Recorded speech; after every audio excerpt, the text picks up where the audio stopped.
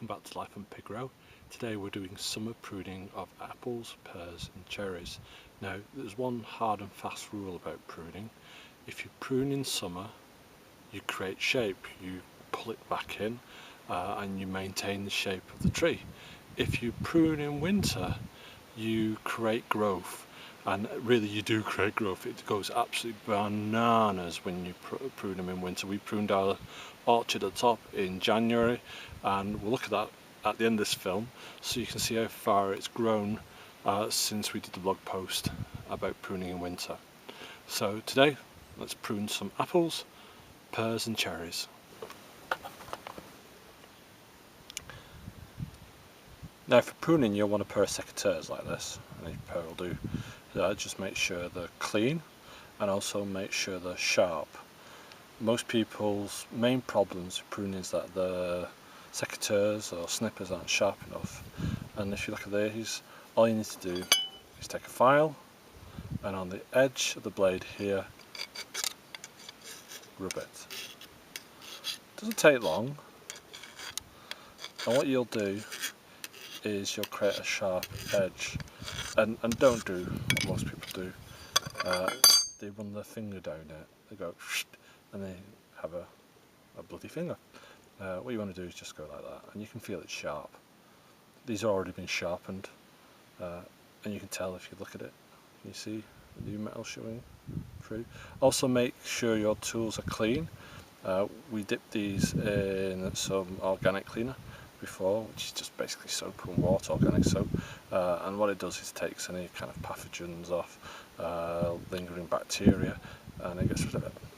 Let's go and prune some trees. So you can see this is a new branch coming out from the cordon, and we want to create fruiting spurs. These are the spurs that carry the pears and apples. So what we're going to do is we're going to count 1, 2 buds, and what will happen is if we prune that there, it will send out little shoots from the side. So we go like that, always at a slanting curve, see, and off it goes, and there you are. That's what sharp secateurs do. Now if you come here, I don't know if you can see this because we've had to move to our mobile phone. We don't use our video camera with the batteries to go just in mid shot. If you look at this, oops, there's old wood and new wood, and this is the wood that will become a fruiting spur, and we want to prune that back very hard. We're pruning that back to, if you can see,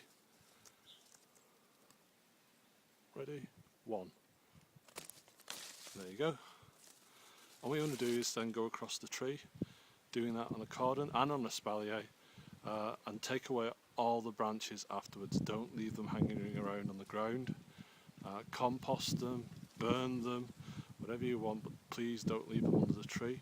It promotes bugs and bacteria gathering underneath.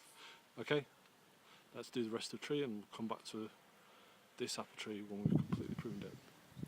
Now remember what I said about fruiting spurs. If you look down here, move the leaves away, you see that? That's what we pruned last year. And if we look up here, you see it here? This little bud here, you see it? That's the start of a fruiting spur.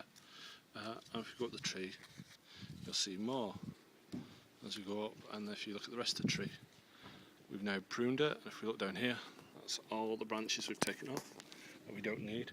Now up here, we have a great big long leader. Now, in most books it says to cut that off once it reaches the top of the support, but we're going to try something we saw in France a few years back, which is we're going to bend it around like that and feed it back down between the trees. And the idea with that is that all these buds here will erupt and we'll have more trees, and we'll have an interesting looking cordon. And that's something we learned in France a few years back. Okay, we'll move on to cherries next. So we're on fan cherries now, and as you can see, the basic structure is there, and you want to keep it in a fan shape. So if you come over here, you'll see here a branch that you can tie in, but then you've got all these side shoots going off, and like the apples and pears, you want to prune them back to the second spur all the way around, because that again will create fruiting spurs. And also you want to make sure all your ties are okay. Look here, the canes come loose, so that's all going to be tied in. So we'll do that now, and I'll show you afterwards what it looks like. So what we're going to do, tie that in, prune back any side shoots to the second bud.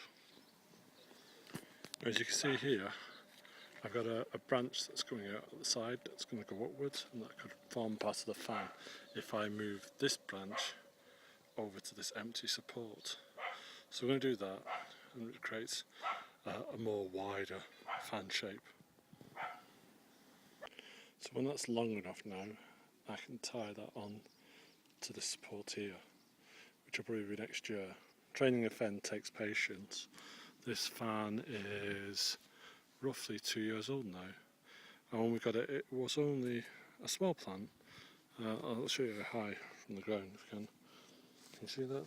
I would say about 2.5 foot, 3 foot high, and we pruned it right back to create branches going out either side on the first year, which we tied in. And now what we're doing is just keeping the structure, and also finding new branches which will eventually take over from the other branches. So next year we're going to encourage some more growth down here by cutting this off lower, and this will create a number of branches going out that we can tie in, and that way you keep fruit on your boundaries, which is very easy to do, and it just shows you what you can do in a relatively small space. I mean, this could be taken up by a hedge, which it is by my neighbours next door, but you'd lose a valuable growing space. And if you look down here, the cherries run all the way down that side of the garden. Go over here, and all down the side of that garden are apples and pears. And we're only in a space roughly 20 by 30, or I'd say 22 by 30. I think it's a bit wider down at this bottom of the garden, and it just shows you what can be done in a standard small garden for many semi-detached houses. So as promised, we're up in the orchard to take a look at the growth from when we winter pruned. You can find winter pruning on our blog at www.lifeonpigrow.co.uk. Just type in winter pruning and you'll find it.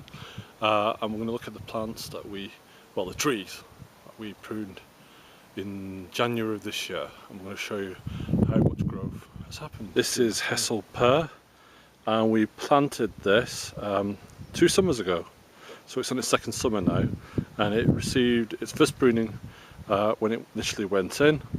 It went in when it was dormant and bare rooted, so that happened around the February of that year, and it got a second pruning the following year as well, which was this February. And if we look down here, I don't know if you can see, let's move it down, that you see there, just here, that was the original pruning cut of February this year, and this is how much growth it's put on now. So that just shows you, in the space of one season, this tree's put on just over a foot's worth of growth from pruning in winter. As we said at the start of the film, if you prune in winter, you increase growth. You put a rocket, you give your tree rocket fuel, and it really does grow fast. If we go and look at some of the older trees, I'll show you then what happened with these. So let's go and find a tree that has plenty of apples in. There's an apple tree there. There's our plum tree. If you go up here, this is Keswick codling, this tree, which has loads and loads and loads of apples in. And you think that would slow down growth, wouldn't you? That it would inhibit growth after that winter pruning. But here again, if you look, there's the cut. You see it? There's the cut from February this year when we pruned it back hard. And we pruned it back hard to create fruiting spurs. And if you look up here, this tree's put on roughly, we'd say on that branch alone, about 18 inches of growth. But if you look right across the tree's now taller than me. and I'm 6'4". So in February of this year, the tree was shorter than me. It was around 5'8", and all this, all the way up, is new growth. So it is worth keeping on top of your fruit trees. Here's another one. This is a Grieg over here, and we thought this was dead. And yes, it needs clearing out around it, grass and everything. And we pruned it back really hard. It's only 1 year old. Didn't do much last year, soaked. Started with scab. We noticed that straight away, so we pruned all the scab back and we pruned half of the top growth off.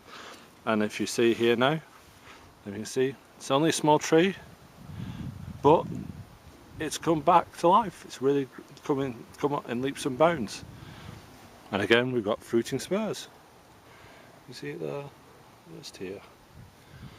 So I hope this film shows you the difference between summer pruning, which we've just gone through, and also winter pruning, which you can find on our blog and you can learn more about. And it shows you why we keep care of our trees when we plonk them in our garden, because we don't literally plonk them, do we? We don't just put them in and leave them alone, which is not advisable, because you won't end up with any fruit, which is what one of my neighbours pointed out a while ago. He was really jealous of my Keswick codling and he wondered why his tree never did anything. And the simple reason for that was it was never pruned, canker got into it, and the tree's effectively dead. It's nice, looks good, except for the kind of canker on the branches, but that's a tree that's under stress. So learn pruning, it's not hard. I've shown you how in this film to do summer pruning, and it'll pay dividends. Until next time, bye bye.